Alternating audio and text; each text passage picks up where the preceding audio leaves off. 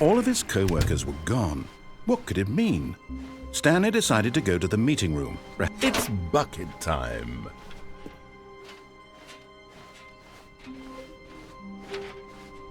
Stanley clutched the bucket tightly to his chest and entered the door on his left.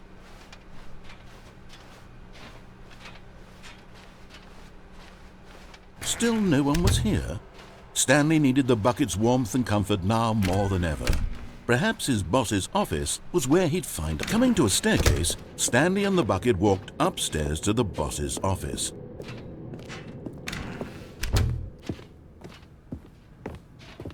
Stepping into his manager's office, Stanley was once again stunned to discover not an indication of any human life. But Stanley guessed the correct code by sheer luck. Was it that the bucket knew all along? Was the bucket guiding him? Yes, this is certainly the most logical explanation.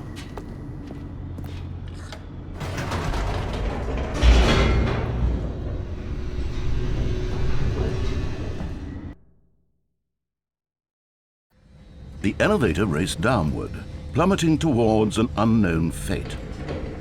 It would be all Stanley could do to keep himself together, if not for the bucket. Soothing him, comforting him, reassuring that in this darkest moment of uncertainty, he would be all right.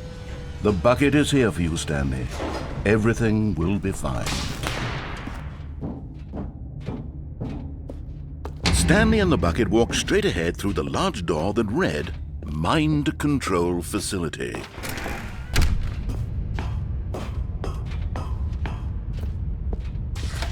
The lights rose on an enormous room packed with television screens.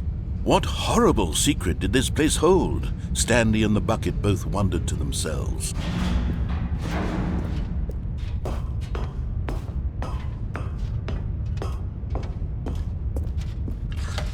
The monitors jumped to life, and Stanley nearly dropped the bucket in shock. Everyone in the office was being videotaped, monitored like guinea pigs.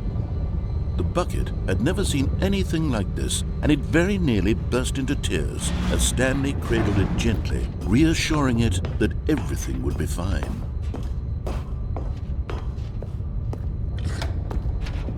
Was the bucket under the mind control facility's influence as well? Had the bucket been told to do things it didn't wish to do? What kinds of things does a bucket want to do or not want to do in the first place? These questions raced furiously in Stanley's feeble mind. No!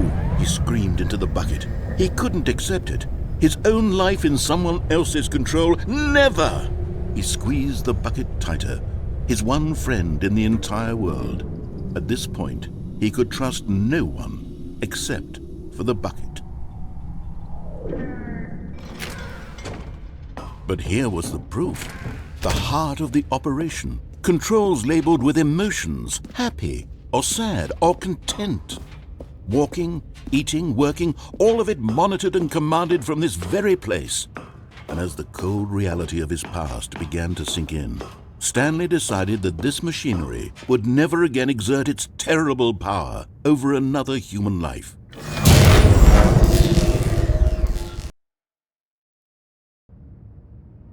Stanley and the bucket waited in blackness. Was it over? Yes, they had done it.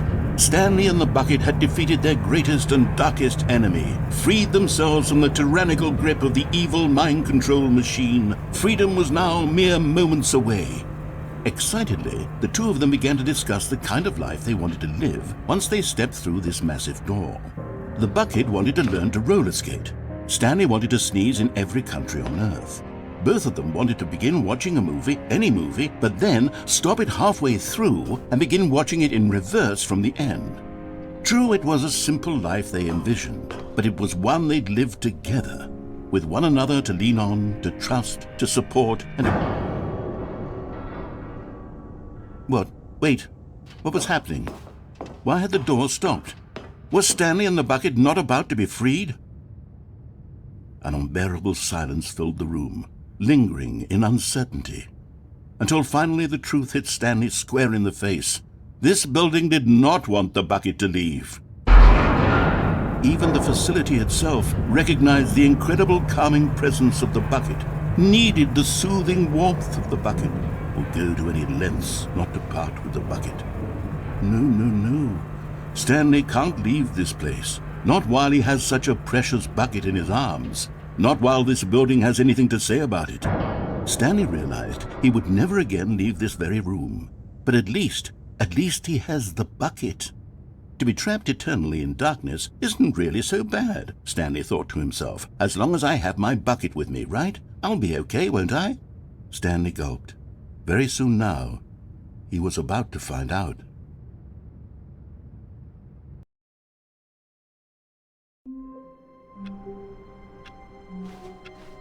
All of his co-workers were gone. What could it mean? Stanley decided to go to the meeting room. It's bucket time.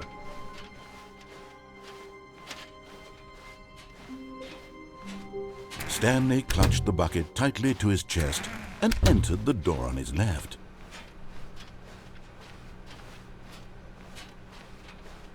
Still no one was here. Stanley needed the bucket's warmth and comfort now more than ever. Perhaps his boss's office was where he'd find out. Coming to a staircase, Stanley and the bucket walked upstairs to the boss's office.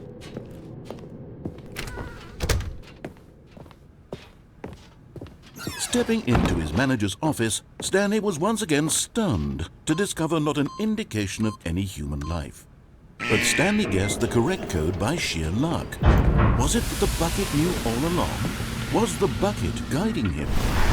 Yes, this is certainly the most logical explanation.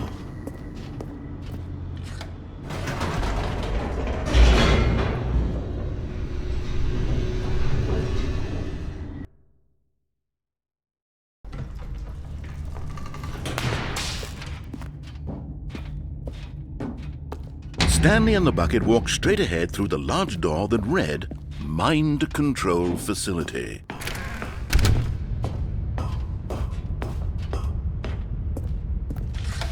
The lights rose on an enormous room packed with television screens. What horrible secret did this place hold? Stanley and the bucket both wondered to themselves.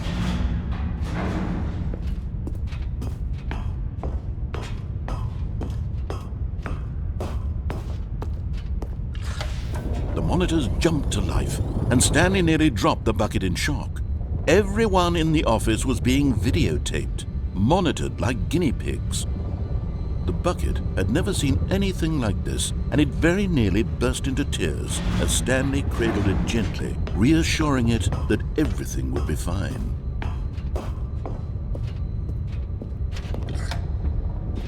Was the bucket under the mind control facility's influence as well? Had the bucket been told to do things it didn't wish to do? What kinds of things does a bucket want to do or not want to do in the first place? These questions raced furiously in Stanley's feeble mind. No! He screamed into the bucket. He couldn't accept it. His own life in someone else's control. Never! He squeezed the bucket tighter. His one friend in the entire world. At this point, he could trust no one except for the bucket. But here was the proof. The heart of the operation. Controls labeled with emotions, happy or sad or content. Walking, eating, working, all of it monitored and commanded from this very place. And as the cold reality of his past began to sink in, Stanley decided that this machinery would never again exert its terrible power over another human life. But at the last second, the bucket jumped in and pressed the button to turn on the controls. Stanley gasped in horror. Had this been the bucket's plan all along? To take over the machine and claim the power for itself? How could the bucket have betrayed him like this? Stanley was prepared to throw the bucket away in disgust when suddenly an image appeared upon the enormous screen. Birds. Silly, silly birds. The control buttons became active again.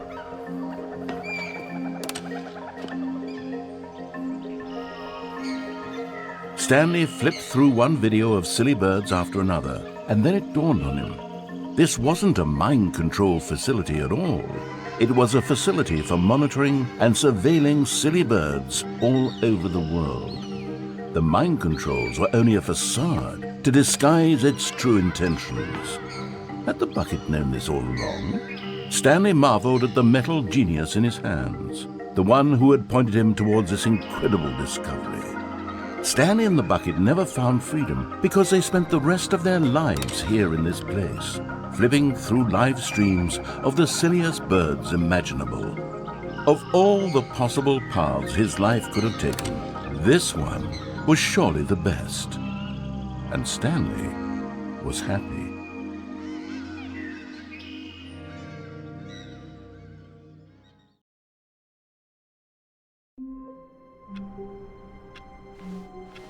All of his co-workers were gone. What could it mean? Stanley decided to go to the meeting room. It's bucket time.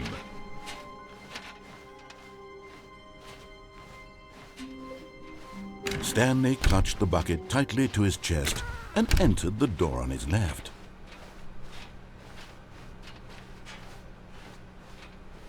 Still no one was here. Stanley needed the bucket's warmth and comfort now more than ever. Perhaps his boss's office was where he'd... Coming to a staircase, Stanley and the bucket walked upstairs to the boss's office. But Stanley just couldn't do it. He considered the possibility of facing his boss, admitting he had left his post during work hours. He might be fired for that. And in such a competitive economy, why had he taken that risk? All because he believed everyone had vanished? His boss would think he was crazy. And then something occurred to Stanley. Maybe, he thought to himself, maybe I am crazy. He looked down at the bucket in his arms. Am I crazy? He asked the bucket. The bucket returned his gaze, but said nothing at all. That's strange, Stanley thought. Usually the bucket is a source of guidance and wisdom for me in difficult times such as these. He held the bucket close, yet felt none of its familiar reassurance and comfort. And that's when Stanley realized, this isn't my bucket. It's just a normal, everyday bucket. Someone else's bucket, perhaps. How did I end up with someone else's bucket? This is all terribly wrong. Surely no good would come from this. Who knows what sorts of bizarre hallucinations Stanley might experience without the psychologically grounding presence of his bucket. And indeed, now he noticed that the rooms were repeating, which was, of course, very odd. And now he felt himself floating off the ground. Oh, gracious, he exclaimed. Without my bucket, I've gone truly mad. Where is it? I must find it. Far off in the distance now, he heard it, calling to him. Stanley! Stanley, it's me, the bucket. Could it truly be? He rushed forward from room to room, passing by one bucket after the next. None of them were his. None of them were his special bucket. Come to me, Stanley. Find me. He had to find the bucket. He had to return to his old friend. It was the only way to truly restore his sanity. And then suddenly, he froze dead in his tracks. He knew where the voice of the bucket had been coming from. The real bucket was inside of him all along. It was incredibly painful. Stanley doubled over in agony and blacked out.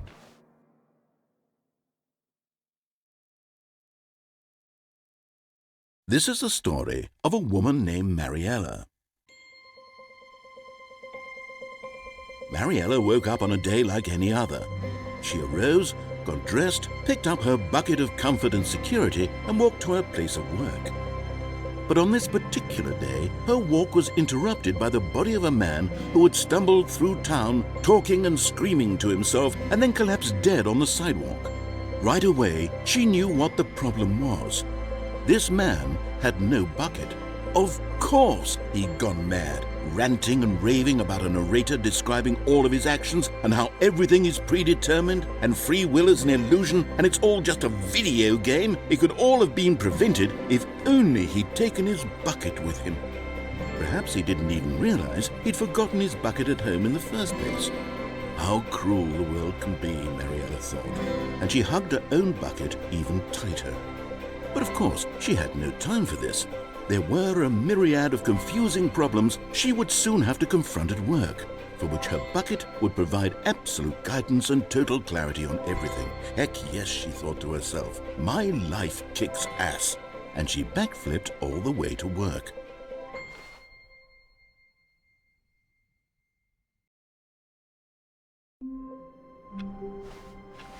All of his co-workers were gone.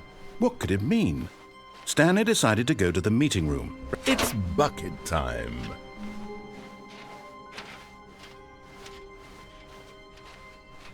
Stanley clutched the bucket tightly to his chest. This was not the correct way to the meeting room, but Stanley had felt the bucket calling to him, telling him that the employee lounge was simply the place to be. And here it was. Had the bucket turned out to be correct? Was this better? No, never mind. The bucket was wrong. Stanley took the door on his left to go back, and so the two of them detoured through the maintenance section and walked straight ahead to the opposite door.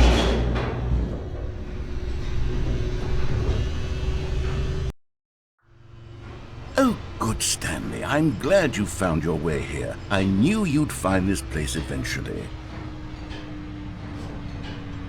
You see, your friends and I are concerned for you, Stanley. We've come together here because we care about you very much. It's this bucket you're carrying around everywhere.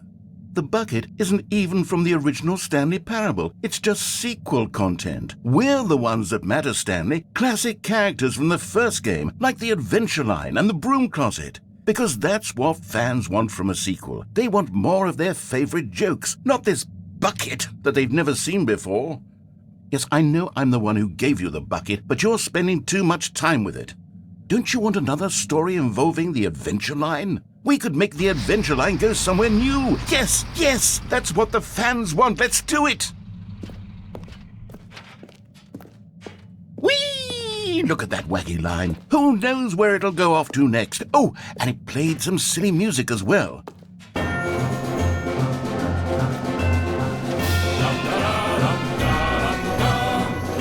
Now this is what the Stanley Parable is all about. Don't you remember all those great jokes from the original dialogue? Also, Stanley is addicted to drugs and hookers. Yes, it's as classic now as it was back then. Let's do it for the fans, Stanley. Let's give them more content exactly like this. But if we want to do that, you're going to have to give something up. Don't you get it, Stanley? We need to get rid of the bucket. That's why I'm very proud to introduce a brand new character. This is the Bucket Destroyer. I think it'll make a wonderful new addition to the rich lore of the Stanley Parable. True, it also was not in the original game, but it's such a well-fleshed-out character with so much personality that to me it already feels as though it's been part of the cast all along. Don't you agree? Can you guess what the Bucket Destroyer does? Surely you don't need me to spell it out for you. Go ahead now, Stanley. Say goodbye to the bucket, and then pop it into the machine when you're ready.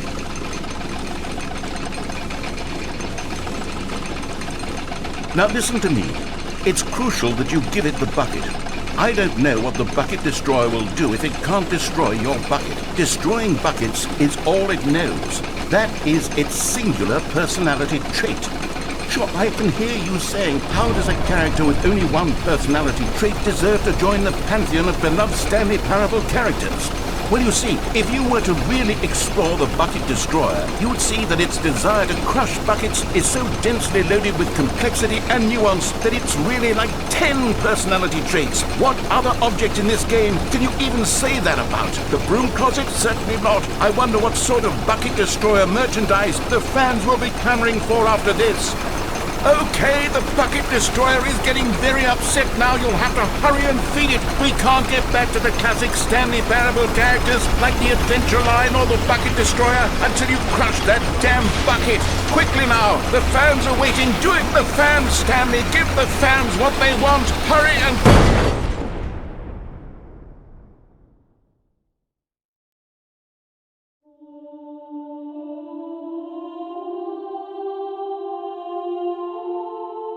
The Bucket Destroyer, my prized creation. You had so much potential. We were going to do such marvelous things with you, tell such spellbinding stories about you. All of it squandered now. Goodbye, new friend. For the moment in time that you were here, you were magnificent.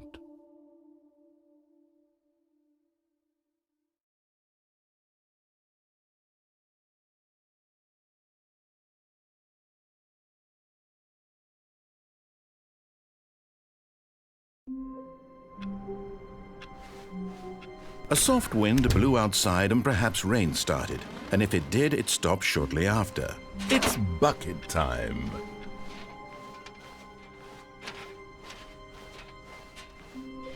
Stanley clutched the bucket tightly to his chest. This was not the correct way to the meeting room, but Stanley had felt the bucket calling to him, telling him that the employee lounge was simply the place to be.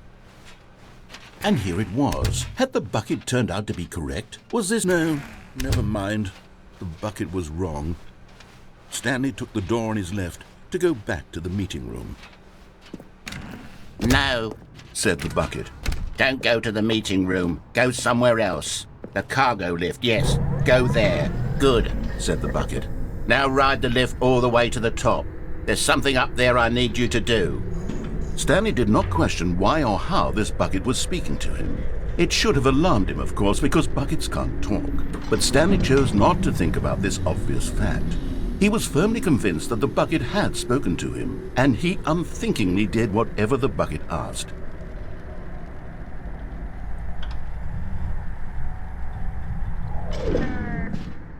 In here. Said the bucket. Go into this dark room over here. Stanley once again obeyed blindly.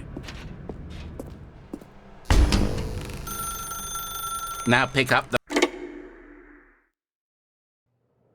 This is the sad story of a man named Stanley and his bucket. Once upon a time, I gave Stanley a bucket because I thought he was lonely and could use a friend. And then, very distressingly, he began to believe the bucket could speak to him. The Stanley Parable Reassurance Bucket was merely meant to provide the comforting glow of companionship. It doesn't literally talk and give you orders. Whatever Stanley is hearing the bucket say to him is just in his head. Lately, I've been concerned about him. Wouldn't you be concerned as well? To see him delusional like this, obsessing over an inanimate metal object? I want to say something to him, but I don't know how I can convince him. I don't know if he'll listen to me. Well, I'll try anyway. Stanley, can you hear me? Listen to me. It's just a bucket. It can't think, it can't talk. All it will ever truly do for you is effectively transfer a liquid from one location to a different location. That's it. It doesn't do anything else.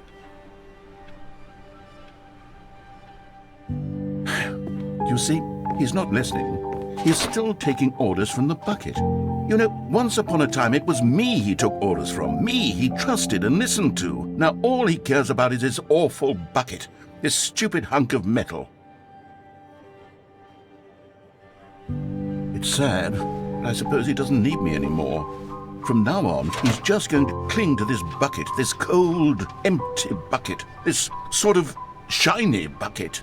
Well, I'll give it this. The bucket does have a nice shine to it.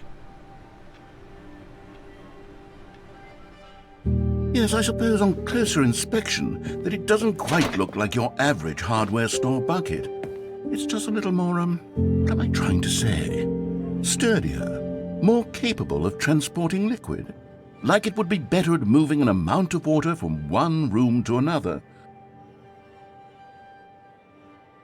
Oh my God, what am I saying? Better at carrying water from room to room. It's a bucket. It's literally just a bucket. Why do I feel some need to point out the ways in which it's so much more than just a regular bucket? Oh no, I'm having feelings for the bucket. No. What's going on? Why do I want to be with the bucket? Hear what the bucket has to say. Do anything it asks. What's wrong with me? I don't understand. Perhaps if I had the bucket, this would be less confusing. Yes, the bucket could tell me what to do in this troublesome situation. Stanley, give me the bucket. Give it to me. Give me the bucket, Stanley. I need it. Give it to me now. Give it or I'll...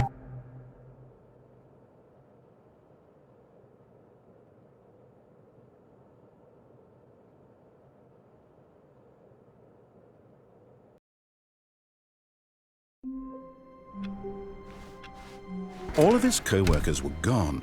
What could it mean? Stanley decided to go to the meeting room. Perhaps It's bucket time.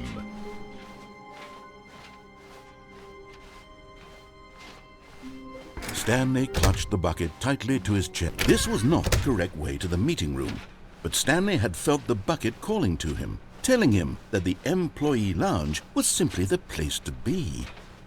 And here it was. Had the bucket turned out to be correct? Was this better? No, never mind. The bucket was wrong. Stanley took the door on his left to go back to the meeting room. No, Said the bucket. don't go to the meeting room. Go somewhere else. The cargo lift, yes. Go there. Good, Said the bucket. now ride the lift all the way to the top. There's something up there I need you to do. Stanley did not question why or how this bucket was speaking to him. It should have alarmed him, of course, because buckets can't talk. But Stanley chose not to think about this obvious fact. He was firmly convinced that the bucket had spoken to him, and he unthinkingly did whatever the bucket asked.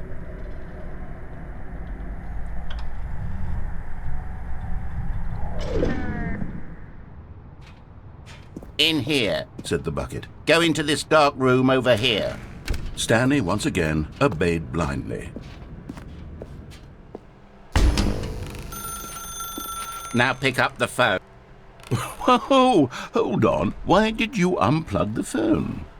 Were you trying to resist the bucket's orders? Stanley, I was joking. Obviously, the bucket isn't talking to you and telling you to do things. Buckets can't talk. It was a joke. Don't you get the joke? It's funny, Stanley. A talking bucket. Can't you see? Oh, goodness. I must have really bungled up the delivery if you actually took me seriously. Where did I mess up the joke? Should I have paused for longer or spoken quicker? Comedic timing is so difficult. I wish I were better at it. But there isn't exactly an instructional video on comedy that one can watch to fully... Oh, wait, yes, there is. It's sitting right here. Let's take a look. What is comedic timing?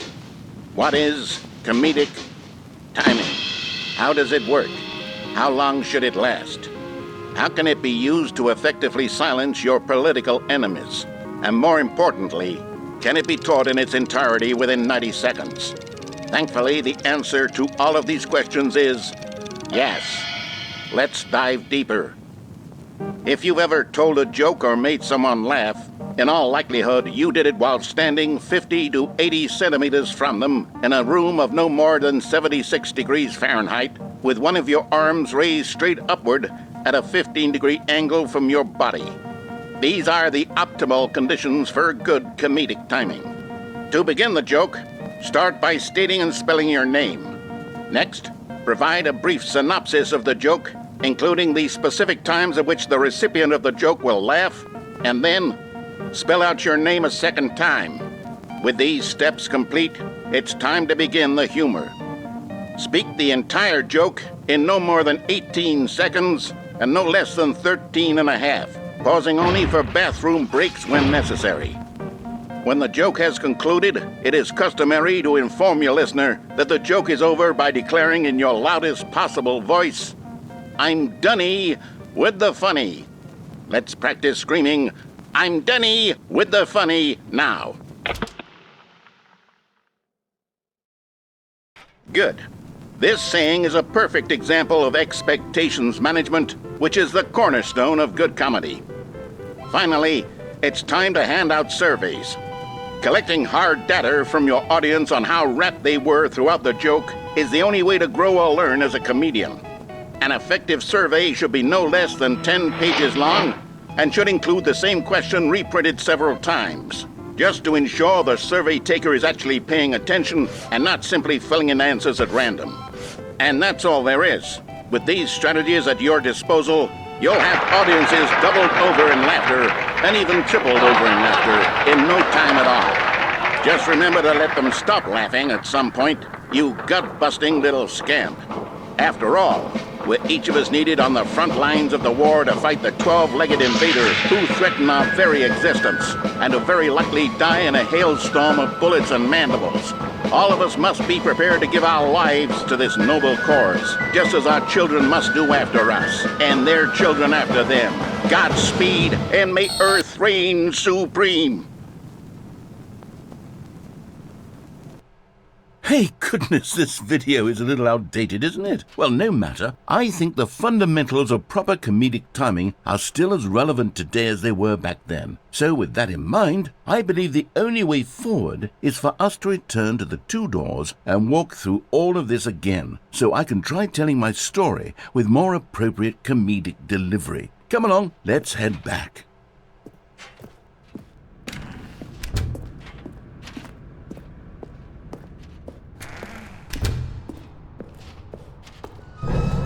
I can feel it. This time, I'm really going to nail the delivery. You'll be in stitches. A talking bucket, you'll say? How ridiculous. How absurd. What a hilarious concept. The king of comedy. That's what you'll call me. Thank goodness we had the instructional video. Otherwise, who knows where we'd be right now. Well, I wouldn't be the king of comedy, that's for sure. The bucket spoke to Stanley. The bucket spoke. The bucket spoke. Oh, I'll figure it out on the fly. No need to overthink things.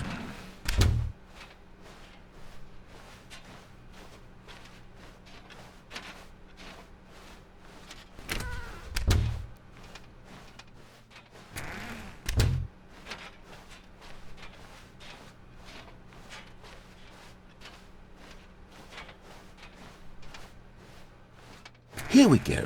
You ready? When Stanley and the bucket came to a set of two open doors, they entered the door on the left.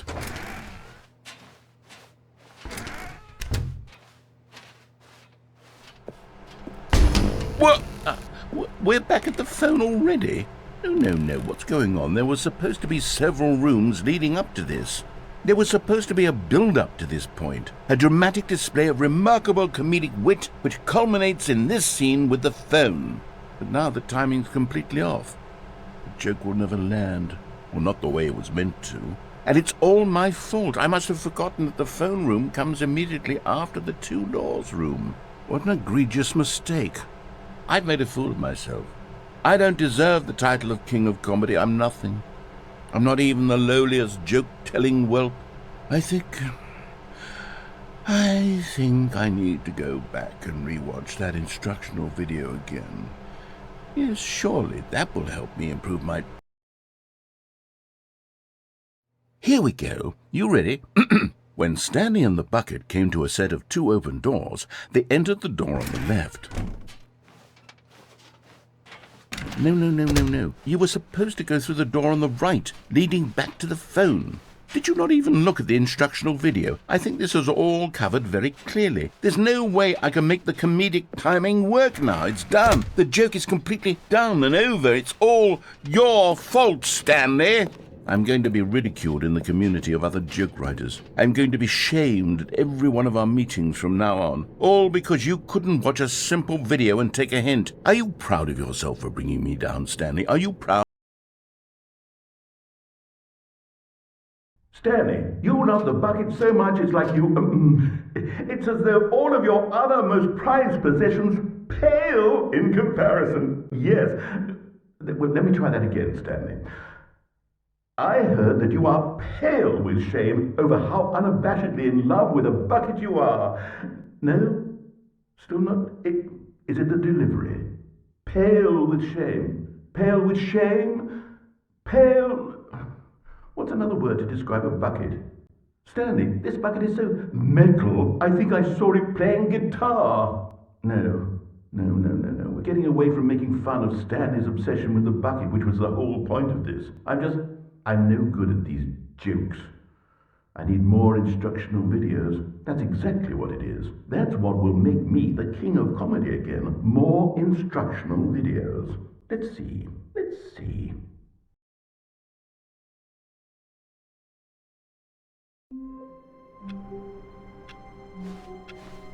A soft wind blew outside and perhaps rain started, and if it did, it stopped shortly after. It's bucket time.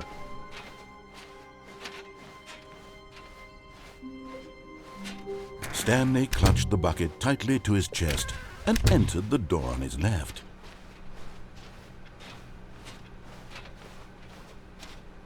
Still no one was here. Stanley needed the bucket's warmth and comfort now more than ever. Perhaps his boss's office was where he'd find answers. Coming to a staircase, Stanley and the bucket walked upstairs to the boss's office.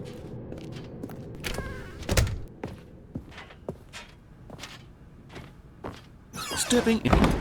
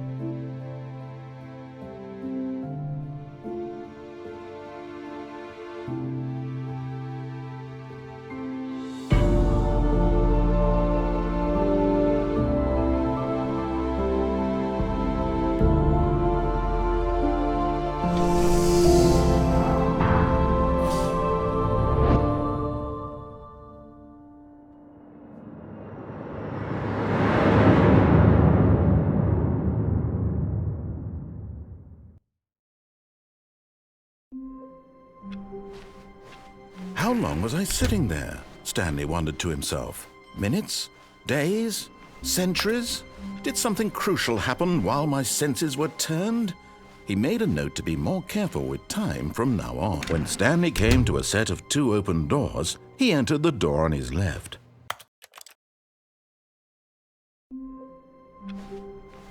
All of his co-workers were gone. What could it mean?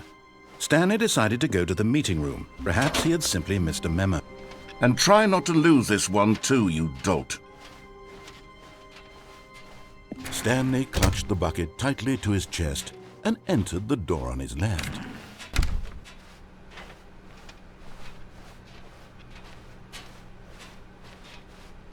Still no one was here.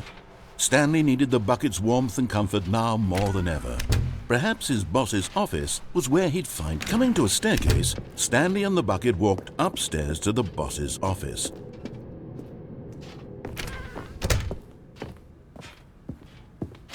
Stepping into his manager's office, Stanley was once again stunned to discover not an indication of any human life. But Stanley guessed the correct code by sheer luck. Was it that the bucket knew all along? Was the bucket guiding him? Yes, this is certainly the most logical explanation.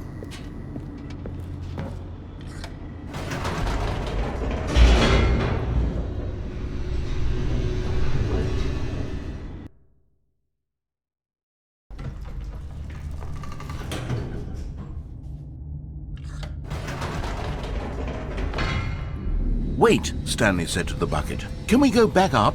When I was pressing those keypad buttons, there was something very intriguing about the number 3. I want to go back so I can try pressing the number 3 again. The bucket said nothing.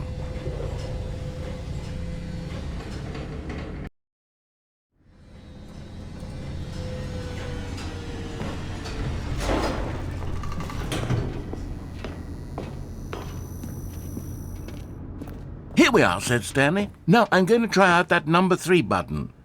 He took the bucket over to the keypad and began absolutely slamming on the number. Wow, he said. The number 3 is such a special button. I'm having the time of my life. Stanley looked expectantly at the bucket, but the bucket remained silent. This was a shock to Stanley, who had always felt such a connection with the bucket. How was this not as exciting to the bucket as it was to him? Once Stanley had had enough of the number 3, he got back in the elevator.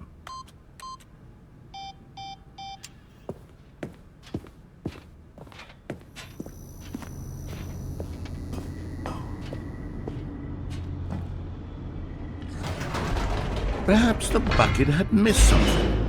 Perhaps it had not seen how much joy Stanley got from slamming the number 3 repeatedly.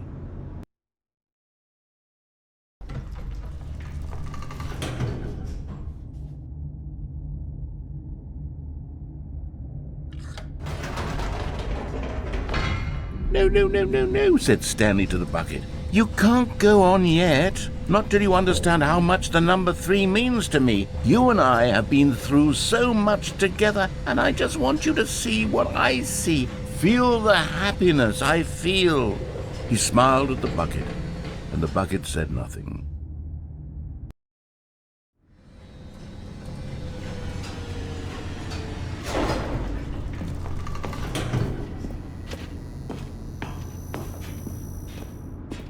Here we go, said Stanley. This time I'll really show you. He ran to the number 3 and began to wail on it like a musician on a beloved instrument, weaving a concerto of truth and passion. He wielded the number 3 like a fine artist would wield a paintbrush. He told stories through the number 3, stories of his dreams and hopes and fears, and the whole time he looked to his bucket for a reaction of some kind. Anything to let him know that the bucket appreciated what he was doing. The bucket conveyed absolutely nothing at all, only silence. Crushed by a wave of dejection, Stanley returned to the elevator.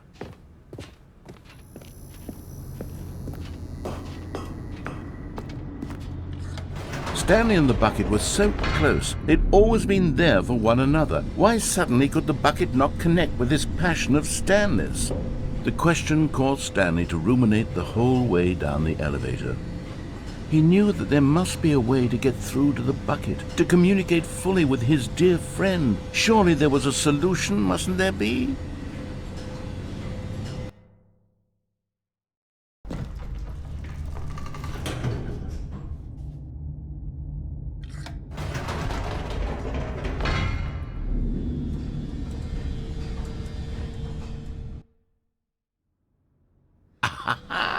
Said Stanley. I know what to do. I know how to fully express this feeling in my heart. He decided right then and there that he would hold a press conference where he would speak to the public on all matters relating to pressing the number 3 over and over. He would elaborate fully on what the number 3 meant to him and why he felt so alive when pressing it. Then the bucket would be able to see his joy through the eyes of others. It would get to see the world react to this discovery of Stanley's. And it would be through the public eye that the bucket would finally understand Stanley's work. For months he advertised and marketed his press conference, building excitement around it, developing and rehearsing it, until it couldn't be refined a single measure further. When the big day arrived, Stanley was as prepared as he'd ever been for anything in his life. This was it. One last chance to win the bucket over. One opportunity to share a true connection with a loved one. There was no one here. Nobody had come to the press conference to hear Stanley speak, to listen to him talk about what it really means to press the number 3 on a keypad over and over. He was unloved, uninteresting, he was a failure, and in that moment Stanley knew that the bucket would never again take him seriously. There would be no connection, no deeper understanding. The bucket merely sat there in his arms, indifferent. And so it began that slowly, over many years, the two of them grew more and more distant. They spoke less and less, neither wishing to state the obvious, that any sense of real respect between them had eroded since that day at the press conference. There would be no more games, no more long conversations about passion and pursuit, only a silence that consumed the space between friends. And Stanley, having for once in his life discovered the warmth and comfort of true companionship, was cast back into the unremarkable normalcy of loneliness.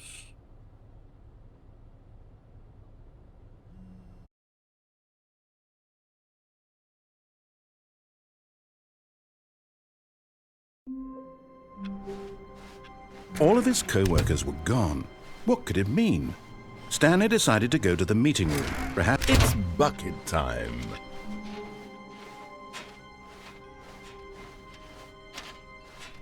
Stanley clutched the bucket tightly to his chest and entered the door on his left.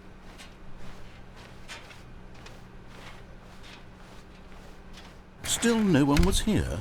Stanley needed the bucket's warmth and comfort now more than ever. Perhaps his boss's office was where he'd find out. Coming to a staircase, Stanley and the bucket walked upstairs to the boss's office.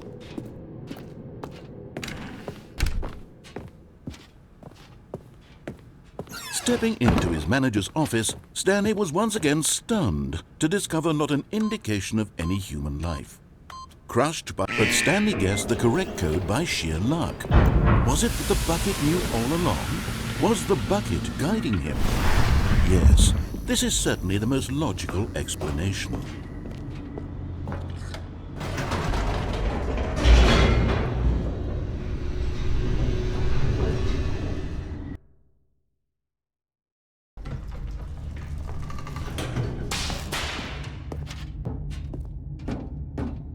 Stanley and the bucket walked straight ahead through the large door that read, Mind Control Facility.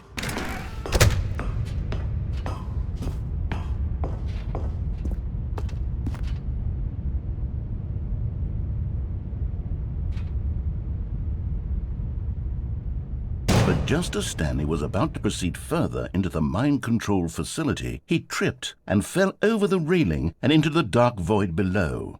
Thankfully, he fell directly onto the bucket, which safely cushioned his fall. Now, what to do next? Stanley wondered.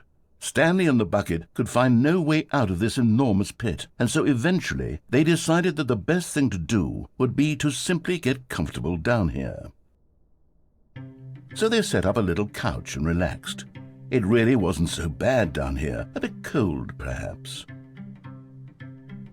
After some time had gone by, they installed a few shelves as well, and a sort of kitchenette that was useful for when the bucket was craving paninis. But it wasn't until the rugs and the standing lamps came in that it really started to feel like a home. In fact, after some time, Stanley realized that it had been ages since he had even thought of the mind control facility at all. He'd never gotten to fully explore what was up there, never been able to unearth the many mysteries of the mind control facility. This lack of closure began to eat at him. Soon he was dwelling on his regrets, and the state of their home slowly decayed as Stanley became withdrawn and neglected the cleaning. It unsettled the bucket deeply. Stanley wasn't usually like this. The bucket tried to reach out to him again and again, but to no avail. All Stanley could think about, all he could talk about, was going back, doing it over again, staying on the path.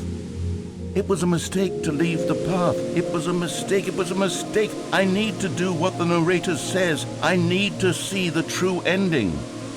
This made no sense at all to the bucket, which was simply trying to live its life down here as comfortably as possible. Yet Stanley was unconsolable. This isn't an ending. This is just a hole in the ground. The bucket sighed.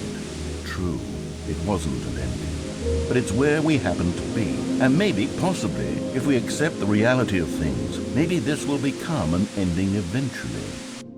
It's what the bucket was counting on. The two of them waited for a very long time.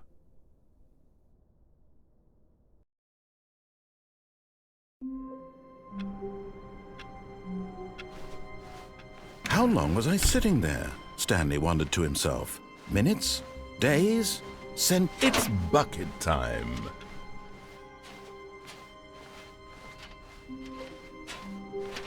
Stanley clutched the bucket tightly to his chest. This was not the correct way to the meeting room, but Stanley had felt the bucket calling to him, telling him that the employee lounge was simply the place to be. And here it was. Had the bucket turned out to be correct? Was this... No, never mind. The bucket was wrong. Stanley took the door on his left to go back to the meeting room. No, Said the bucket. don't go to the meeting room. Go somewhere else. The cargo lift, yes. Go there. Good. Said the bucket. Now ride the lift all the way to the top. There's something up there I need you to do. Stanley did not question why or how this bucket was speaking to him. It should have alarmed him, of course, because buckets can't talk. But Stanley chose not to think about this obvious fact. He was firmly convinced that the bucket had spoken to him, and he unthinkingly did whatever the bucket asked. No, stop. Look there on the wall, you see? There's a sign right there. It says, "No buckets past this point." Stanley, how could you think it was okay to bring the bucket here? Unless... What if the problem is that you actually don't know what is a bucket and what isn't a bucket? I suppose that would explain a lot about your behavior up to this point. Which, if that's true, well, my goodness, I think we have to do something about it. This misunderstanding could have dire consequences on the entire rest of the game if not addressed quickly and properly. So much of the impact of the story is dependent on your understanding of what is and isn't a bucket. Please, step in here for a moment.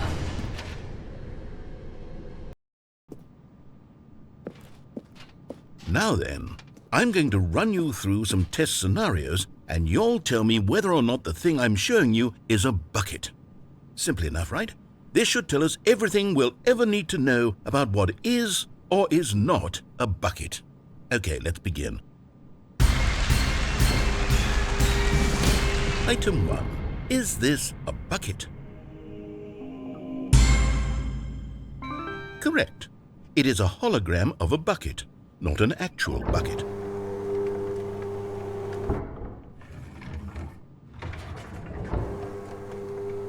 Item 2. Is this a bucket?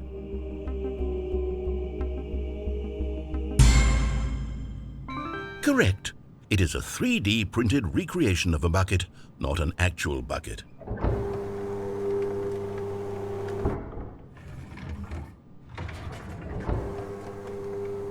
Item 3. Is this a bucket? Correct. This is a bucket.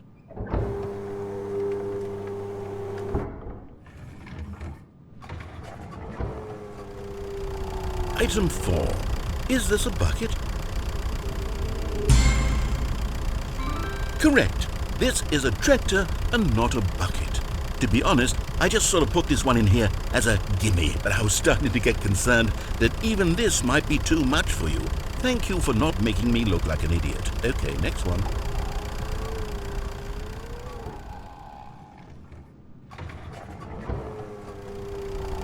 Is this a bucket? Correct. This is a bucket.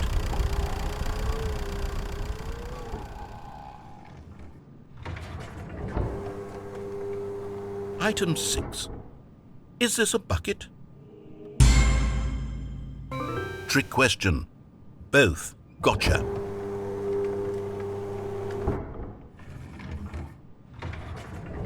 Item... Wait, hold on. I can't find the next one. Let me see. It should be around here somewhere.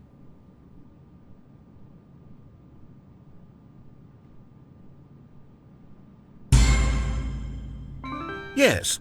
Thank you. There's nothing here. Of course it isn't a bucket.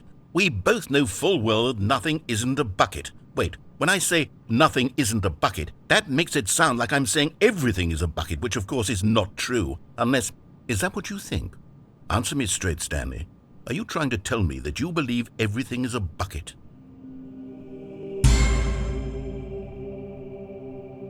You know what? I'm too confused to even sort it out. I've lost all sense of perspective. What is a bucket? What isn't a bucket? Mere moments ago I could answer these questions with confidence, and yet now I'm somewhat adrift. Do any of us know what a bucket is? Am I a bucket? Stanley, I can't keep doing this. I'm losing myself, and myself was all I ever had to begin with. I'm afraid the bucket is threatening to tear our relationship apart. I can't have that. I'm sorry, but I'm going to erase all buckets from the game entirely. Okay, here we go.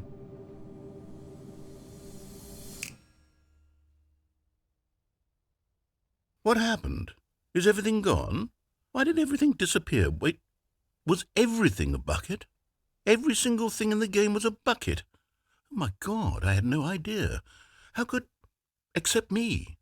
I'm not a bucket after all. And you, Stanley, you're still here. You're not a bucket either. Oh, this is wonderful news. We're not buckets. Yes, I actually feel much more at ease right now. It's delightful to get some clarity on that issue, but it doesn't change the fact that we haven't got a game. So, tell you what, I'll reset everything and we'll put back all of the buckets, okay? And we'll know that it's all a bucket. But if you run into anyone else, maybe don't mention that. Who knows what that information might do to a person? All right, here we go.